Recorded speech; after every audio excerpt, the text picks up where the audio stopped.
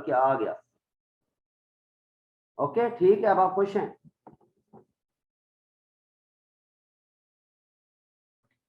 जी आपको मेरी आवाज आ रही है?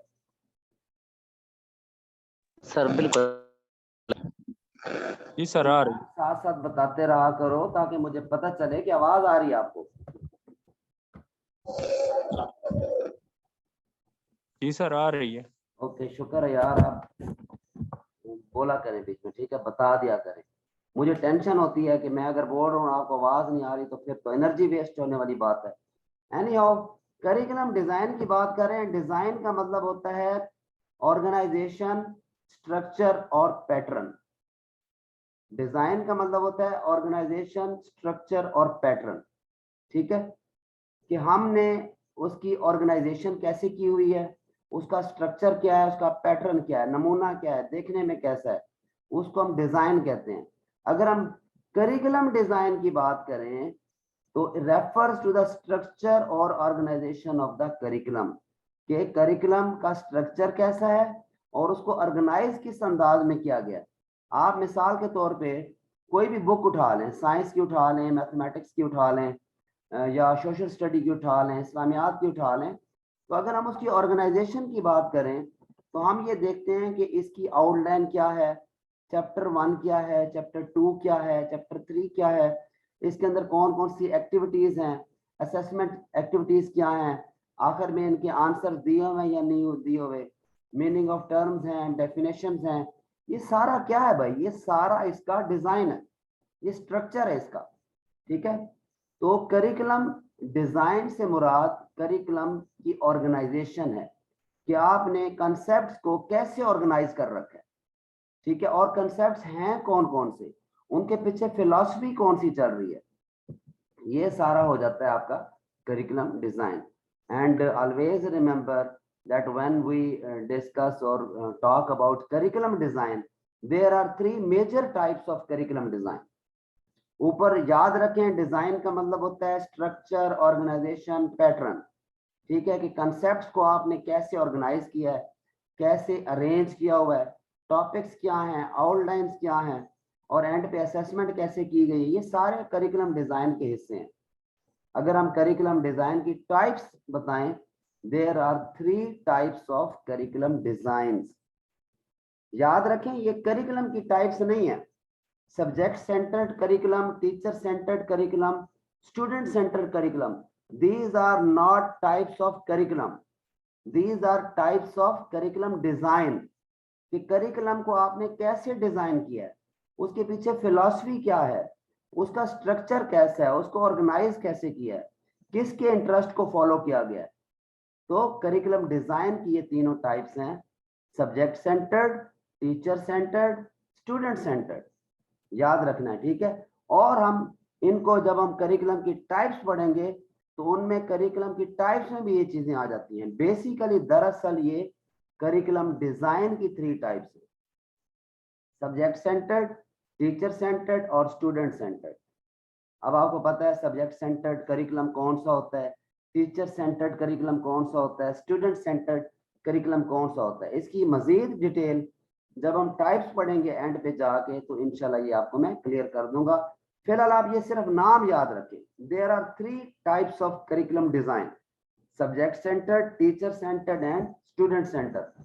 आई repeat that pattern means design means structure, organisation और पैटर्न, कि आपने कंसेप्ट्स को, चैप्टर्स को, आउटलाइंस को, आइडियाज को, एक्टिविटीज को कैसे ऑर्गेनाइज किया है, कैसे अरेंज किया हुआ है। ठीक है, and there are 3 types of curriculum design: subject centered, teacher centered and student centered.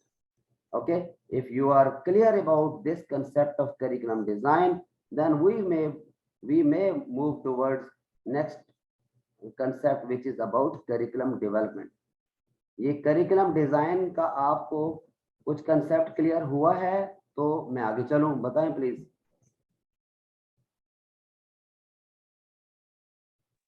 Ji sir हो गया सर। हाँ जी, सबको हो गया? जी सर हो गया सर, हो गया, क्लियर हो गया सर। चलो वेरी गुड भाई, हम तो बड़ी एनर्जी लगाते हैं, आपको क्लियर होना चाहिए ये कंसेप्ट। फिर भी अगर नहीं होता तो आप लोग, मैं आपको एक आज एक और भी आपको परमिशन दे देता हूँ। अगर आपको कोई कंसेप्ट क्लियर ना हो, फर्ज करें टाइम शॉर्ट होने की वजह से मैं उसको ज्यादा डिटेल से एक्सप्लेन ना कर सकूं, तो आप इंडिविजुअली मुझे मैसेज करके उस कंसेप्ट को क्लेरिफाई कर सकते हैं। ठीक है, you all people are most sir ये करिकुलर डिजाइन में ये जो इवोल्यूशन है या एग्जामिनेशन या लर्निंग प्रोसेस वगैरह सर ये इसमें आते हैं? जी हाँ, ये देखें, वो लर्निंग तो एक अलग चीज है, वो तो जब हम साइकोलॉजिकल फाउंडेशन पढ़ेंगे ना करिकुलम की, उसमें आ जाएगा। हाँ अलबत्ता ये जो आपने एग्जामिनेशन की बात की है, वो तो एक कंपोनेंट है करिकुलम का, वो एवेल्यूएशन एक कंपोनेंट है, वो हम बाद में डिस्कस करेंगे। लेकिन करिकुलम डिजाइन में जो एंड पे एक्सरसाइजेस दी होती हैं, वो करिकुलम डिजाइन का हिस्सा जरूर है, लेकिन एग्जाम लेना वो एक अलग चीज। ठीक है, ओके। अब हम बात करते हैं करिकुलम डेवलपमेंट की। देखें, ये था डिजाइन कि करिकुलम डिजाइन, डिजाइन क्या होता है, करिकुलम डिजाइन क्या होता है। ये तो जस्ट एक पैटर्न है, this is just a structure, how we organise different concepts in together. Okay, और इसके हमने 3 टाइप्स बता दी। अब हमने उस करिकुलम को डेवलप करना है। करिकुलम को डेवलप कैसे किया जाता है? Curriculum development is defined as planned, purposeful, progressive and systematic process. देखिए, ये जो डिजाइन है ये तो जस्ट एक टर्म है, ये तो एक कंसेप्ट है, लेकिन करिकुलम डेवलपमेंट एक प्रोसेस है। याद रखिएगा, प्रोसेस एक ब्रॉडर चीज है, एक मेजर चीज है। ठीक है, तो we can say that curriculum development is defined as planned, purposeful, progressive and systematic process. ये प्रोसेस है जो कि बड़ा प्लान्ड होता है, पर्पसफुल होता है, प्रोग्रेसिव होता है, इसके अंदर कंटिन्यूटी होती है, चेंजेस हो सकती हैं, फ्लेक्सिबल होता है और एक मुनज़्ज़म अंदाज में और होता है। लेकिन ये प्रोसेस किस चीज का है? To create positive improvements in the educational system. Curriculum हम इसलिए डेवलप करते हैं बड़े प्लान अंदाज में, एक पर्पसफुल प्रोग्रेसिव वे में, ताकि हम एजुकेशन सिस्टम में इंप्रूवमेंट लाएं थ्रू दैट करिकुलम। अब करिकुलम डेवलपमेंट होती कैसे है, इसके अंदर कितनी चीजें आती हैं, वो ये लिखी हुई है, प्लानिंग, इम्प्लीमेंटेशन एंड एवेल्युएशन। ये 3 चीजें, प्लानिंग, इम्प्लीमेंटेशन एंड एवेल्युएशन। पहले आप करिकुलम को प्लान करते हैं, फिर इंप्लीमेंट करते हैं और फिर एवेल्युएट करते हैं। इधर बताया गया है कि करिकुलम डेवलपमेंट एक प्रोसेस है, और ये ऐसा प्रोसेस है जो प्लान्ड है, पर्पसफुल है, प्रोग्रेसिव है और सिस्टमैटिक है। ठीक है, और ताकि हम अपने एजुकेशन सिस्टम को इम्प्रूव करें। एजुकेशन सिस्टम उसी वक्त इम्प्रूव होगा जब उसके अंदर पॉजिटिव वे में एक प्रोसेस के जरिए इम्प्रूवमेंट लाई जाएगी। और वो कैसे होगी कि वो प्रोसेस प्लान्ड हो, पर्पसफुल हो, प्रोग्रेसिव हो, सिस्टमैटिक हो। ठीक है, और करिकुलम डेवलपमेंट के अंदर टोटल कितनी चीजें आती हैं? 3 चीजें, planning, implementation, evaluation. Planning, implementation and evaluation याद रखने हैं। These are not components of curriculum, these are components of curriculum development. ये आपने याद रखना है, आपने चीजों को मिक्स नहीं करना। करिकुलम डिजाइन और चीज है, डेवलपमेंट और चीज है। डेवलपमेंट एक प्रोसेस है जिसकी मदद से आप करिकुलम को डेवलप करते हैं, और इसके अंदर 3 चीज, ये साइक्लिक प्रोसेस है। प्लान किया जाता है, इंप्लीमेंट किया जाता है, फिर एवेल्युएट किया जाता है, फिर जो फीडबैक आता है, फिर प्लान किया जाता है, फिर इंप्लीमेंट किया जाता है, फिर एवेल्युएट किया जाता है, फिर प्लान किया जाता है, फिर इंप्लीमेंट, फिर एवेल्युएट। ये कंटिन्यूस प्रोसेस है, इसके अंदर चेंजिंग होती रहती है। ठीक है, और इसके बाद जो इम्पोर्टेंट बात है वो ये है कि देयर आर सम फाउंडेशंस, कुछ फाउंडेशंस हैं, कुछ बुनियादें हैं जो करिकुलम डेवलपमेंट के लिए जरूरी हैं। जब करिकुलम डेवलप किया जा रहा होता है तो उन फाउंडेशंस को अंडर कंसिडरेशन रखा जाता है, उन कंसिडरेशंस को फोकस किया जाता है। आपने ये बात याद रखनी है कि करिकुलम डेवलपमेंट एक ऐसा प्रोसेस है जिसके 3 कंपोनेंट्स हैं, प्लानिंग, इंप्लीमेंटेशन और इवैल्यूएशन। लेकिन इस करिकुलम को डेवलपमेंट जब इसको डेवलप किया जाता है, then we must consider some foundations, जो बेसिक्स हैं उसको हम अंडर कंसिडरेशन रखते हैं। Without considering these foundations, we cannot develop the curriculum successfully. ठीक है, अब वो फाउंडेशंस क्या हैं? You may see at this slide. कि वो फाउंडेशंस हैं। वैसे तो काफी हैं, लेकिन जो मेजर फाउंडेशंस हैं उनको अगर हम फोकस करें एक अच्छा करिकुलम डेवलप करने के लिए, जैसे ये लिखा हुआ है the basis on which curriculum is developed, ठीक है, वो बेसिस, वो बुनियादें जिन पे करिकुलम को डेवलप किया जाता है वो फाउंडेशंस कहलाती हैं। और these foundation give guideline to develop a coherent, useful, relevant curriculum to society. Foundations are also called the pillars of curriculum. अगर आपसे क्वेश्चन किया जाए what are the pillars of curriculum, तो आपने कंफ्यूज नहीं होना, यही फाउंडेशंस को ही हम पिलर्स कहते हैं, ठीक है। So there are some foundations on the basis of which we may develop a coherent, useful and relevant curriculum, ठीक है। और अच्छा करिकुलम डेवलप करने के लिए जरूरी है कि इन फाउंडेशंस को फोकस किया जाए। And which are these foundations? Historical foundation, philosophical foundation, social foundation and psychological foundation. These four are major foundations which must be considered while developing a coherent, useful and relevant curriculum for the society. Historical foundation का मुराद ये है कि आपने history के aspects को जरूर शामिल करना है। अगर आप किसी भी टॉपिक पर बात कर रहे हैं तो उसका हिस्टोरिकल बैकग्राउंड लाजमी शामिल किया जाए करिकुलम में। बच्चों को एक कंसेप्ट दे रहे हैं, उसकी हिस्ट्री का जरूर बताएं, ठीक है। और अगर फिलोसॉफिकल फाउंडेशन की बात की जा रही है तो हम अपने बिलीफ सिस्टम्स को जरूर मद्देनजर रखें। ये रिलीजियस एस्पेक्ट्स होते हैं। मिसाल के तौर पे we are Muslim peoples, we must not include those things which are preferable in non Muslim societies. तो हमने कोशिश करनी है कि being Muslim philosophers, being Muslim scholars और researchers, we must include those things which are parallel to our Islamic society, ठीक है। तो हमने ये कोशिश करनी है कि हमारी जो फिलोसॉफिकल बिलीफ्स हैं वो डिपिक्ट होने चाहिए, एग्जिबिट होने चाहिए, वो नजर आने चाहिए, वो रिफ्लेक्ट होने चाहिए हमारे करिकुलम सिस्टम में। अब जैसा कि जो प्रेजेंट गवर्नमेंट है वो ये कहती है कि सीरत नबी पे लाजमी टॉपिक्स होने चाहिए। ये क्या चीज है? ये फिलोसॉफिकल फाउंडेशन है। ये चीज मिस हो रही है हमारे करिकुलम से, ठीक है। तो हमने कोशिश करनी है कि अपनी फिलोसॉफिकल फाउंडेशन को जरूर कंसीडर करना है while developing the curriculum for the students. Social foundations क्या है कि जब भी आप करिकुलम को डेवलप करें तो जो सोसाइटी की नीड्स हैं, कस्टम्स हैं, ट्रेडिशंस हैं, या जो हमारे रूल्स रेगुलेशंस हैं, या जो मुआशरती अक़दार हैं, नॉर्म्स हैं, उनको आप जरूर अंडर कंसिडरेशन रखें, ओके। इसी तरह साइकोलॉजिकल फाउंडेशन बहुत इंपॉर्टेंट फाउंडेशन है। We must consider the psyche of the students. Interest level बच्चों का क्या है, उनका मोटिवेशन लेवल क्या है, उनका डिफिकल्टी लेवल क्या है, उनका इंटेलेक्चुअल लेवल क्या है, उनका मेंटल लेवल क्या है, ये सारी चीजें आपकी साइकोलॉजी में आ जाती हैं। तो जब भी आप करिकुलम को डेवलप करें तो बच्चों की नफ्सियात को लाजमी अंडर कंसिडरेशन रखें।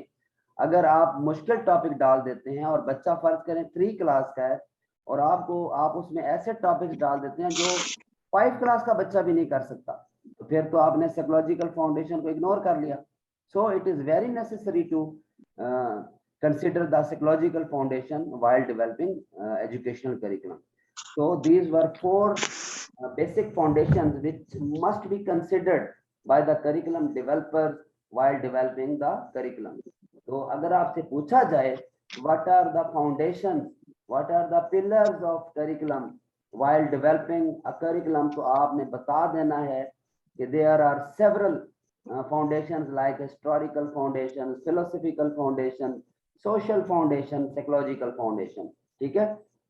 आपने करिकुलम डिजाइन की जब बात करनी है तो इसका मतलब है पैटर्न, स्ट्रक्चर, ऑर्गेनाइजेशन, और ये 3 किस्म का होता है, subject centred, teacher centred, student centred. अगर आपने करिकुलम डेवलपमेंट की बात करनी है तो ये एक ऐसा प्रोसेस है जो प्लान्ड हो, पर्पसफुल हो, प्रोग्रेसिव हो, सिस्टमैटिक हो, ठीक है। और इसके अंदर 3 कंपोनेंट्स हैं, प्लानिंग, इम्प्लीमेंटेशन एंड इवैल्यूएशन। और कुछ फाउंडेशंस होती हैं जिनको हमने कंसीडर करना होता है while developing the curriculum. These foundations are historical foundations, philosophical foundations, social foundations, and psychological foundations. I hope so that these concepts are very clear to you. अब आप इन चीजों को mix नहीं करेंगे. If you are clear, then we may move onward. Please tell me. अस्सलाम वालेकुम sir. जी वालेकुम सलाम। सर इकोनॉमिक फाउंडेशन भी तो अब ऐड हो गई है, इकोनॉमिक फाउंडेशन। जी बिल्कुल आपने ठीक कहा है। मिस इरम बोल रही हैं आप? जी सर। देखिए मैंने आपको कहा वैसे तो बहुत ज्यादा फाउंडेशंस हैं, पॉलिटिकल फाउंडेशंस भी आ जाती हैं। हमने तो वो मेजर बता दी हैं जो बहुत ज्यादा जरूरी हैं। इकोनॉमिक फाउंडेशन को भी इन्वॉल्व किया जा सकता है, पॉलिटिकल फाउंडेशन, रिलीजियस फाउंडेशन, इस तरह के डिफरेंट है। लेकिन आप फिलहाल सिर्फ इन चार को देखें, ये चार बेसिक फाउंडेशन जो बहुत इंपॉर्टेंट है वो ये है, ठीक है। अगर मुल्क की जी सर। इकोनॉमी को देखते हुए करिकुलम बनाया जाए तो वो इकोनॉमिक फाउंडेशन होगी, मगर वो इतनी ज्यादा जरूरी नहीं है जितनी ये चारों जरूरी है, ठीक है। जी सर। ओके, मूव ऑनवर्ड करें, नेक्स्ट टॉपिक पे जाएं। जी सर। जी सर। ओ Yes, भाई sir, move on.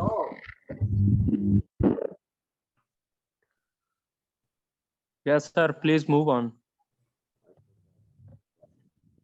Okay, thank you. Now this is the major topic of today's discussion, which is about components and elements of curriculum. ये आपको screen पे जो चीज नजर आ रही है ये पिछली चीजों से डिफरेंट है। वो करिकुलम डेवलपमेंट थी, वो करिकुलम डिजाइन था, वो करिकुलम डेवलपमेंट के कंपोनेंट्स थे, लेकिन अब हम प्योरली बात करते हैं what are the major components and elements of curriculum. ये बड़े मशहूर कंपोनेंट्स हैं, आप लोगों ने पढ़े हुए होंगे। There are 4 major components elements of curriculum. याद रखने वाली बात है, you must remember there are 4 components और एलिमेंट्स ऑफ करिकुलम। ये वो 4 कंपोनेंट्स हैं जिनके ऊपर पूरा करिकुलम रिवॉल्व कर रहा होता है। करिकुलम इन तमाम चीजों के साथ कंप्लीट होता है। Without aims, goals, objectives, without subject matter content, without learning experiences और evaluation approaches, curriculum remains incomplete. ये आप गौर से देख लें, 1 मिनट आप गौर से देख लें, फिर बात करते हैं।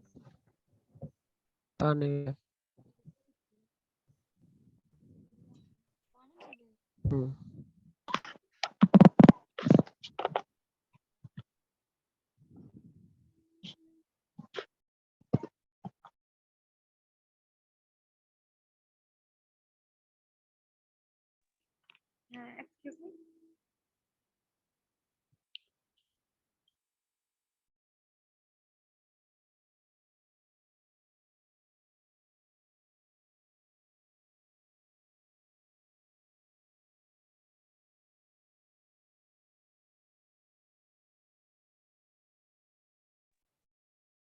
हाँ जी, आप लोगों ने ये चारों कंपोनेंट्स या एलिमेंट्स गौर से देख लिए हैं?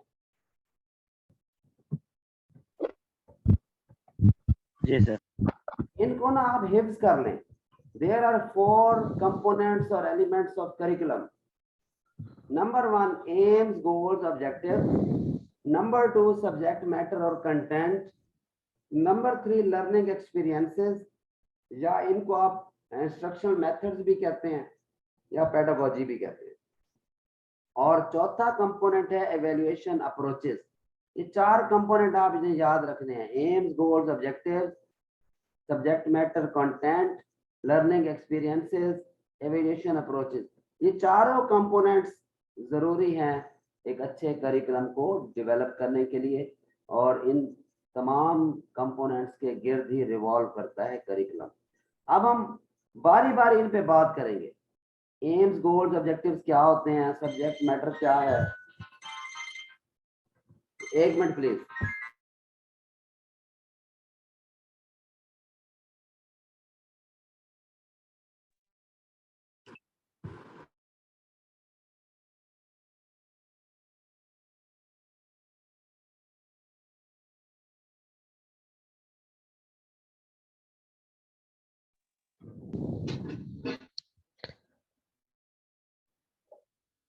Galaxy A12। हाँ जी, तो हम क्या बात कर रहे थे, ये चारों कंपोनेंट्स आपको याद हो गए हैं?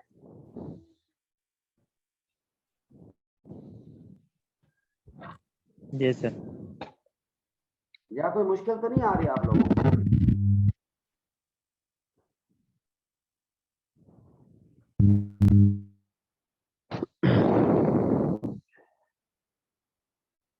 जी, आप लोगों को आवाज आ रही है मेरी? हाँ सर, आ रही है, बिल्कुल आ रही है, clear है। जी सर, आ रही। जो मैं क्वेश्चन पूछता हूँ बता दिया करें, सारे खामोश हो जाते हैं आप लोग। मैंने आपको कहा कि ये आपको याद हो गए हैं अभी इसी वक्त।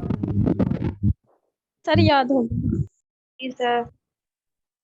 सर करिकुलम डिजाइन की समझ नहीं आया और माना आया कि ये पैटर्न को कहते हैं, स्ट्रक्चर को कहते हैं, लेकिन इनकी मिसाल ही समझ में नहीं आती कि इनसे क्या मुराद है। चलें शफीउल्लाह साहब, आप मुझे अलहदा मैसेज कीजिएगा, मैं आपको डिटेल से विद और एग्जांपल्स इंशाल्लाह क्लियर कर दूंगा, ठीक है? जी। अब आप मुझे बताएं कि who will tell me what are the 4 components of curriculum. मैंने अब स्लाइड साइड पे कर दी है, कौन बताएगा? शाबाश। aims, goals and objectives very and good, पहला हो गया। number 3 for evaluation. बताएं। हाँ जी, मिस समरा बताएं आप। सर सर इसके 4 कंपोनेंट्स हैं, एम्स, कंटेंट और हमारे पास लर्निंग एक्सपीरियंस, इंस्ट्रक्शनल जो मेथड होता है जिसे पेडागोजी भी कहते हैं, और इवैल्यूएशन अप्रोचेस। हाँ जी, बिल्कुल ठीक बताया है। दोबारा से देख लें, एम्स हैं, कंटेंट है, लर्निंग एक्सपीरियंस और एवेल्यूएशन, ये 4 कंपोनेंट्स हैं। अब हम इनको बारी बारी डिटेल डिस्कस करेंगे और इंशाल्लाह you will get the concept in next slides इंशाल्लाह। तो अब आप मुझे बताएं, आप में से कौन बंदा मुझे बताएगा what is the difference between aims, goals and objectives? Who will tell me? शाबाश, प्लीज। ये सर जो एम्स होती है ना, तो वो नेशनल सतह पे होती हैं, हाँ जी, वेरी गुड। और गोल्स फिर ये जो है ये इंस्टीट्यूशनल जो सतह पे होती है, वेरी गुड। और ऑब्जेक्टिव्स जो फिर ये क्लास लेवल पे या कोर्स लेवल पे। वेरी गुड, आपने बिल्कुल ठीक बताया। और कोई बताना पसंद करेगा?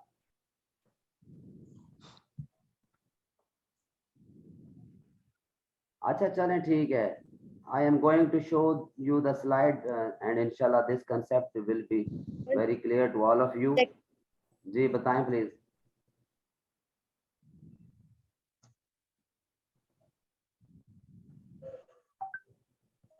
सर जब भी एक ये बनाए जाते हैं ऑब्जेक्टिव, तो इसमें ये चीज देखी जाती है कि तुलबा को क्यों पढ़ाना है, इसके अगर हम पढ़ाते हैं तो इसके मकासद क्या हैं पढ़ाने के, और इसके बाद जो इनको मटेरियल पढ़ाना है उसके क्या रिजल्ट सामने आएंगे, और ये जो हम कोर्स पढ़ा रहे हैं इसका मकसद क्या है, अगर वो मकसद ऑब्जेक्टिव के अंदर, फिर उसके बाद जब हम एवेल्युएशन पे लास्ट पे आते हैं कि ये क्या हमारा ये मकसद पूरा हुआ। ये 4-5 सवाल हैं जो इन चारों के नहीं गिर्द घूमते हैं। नहीं नहीं, आप ठीक नहीं बता रही, इधर ही ब्रेकें लगा दें, ठीक है? आप किसी और तरफ चली गई हैं।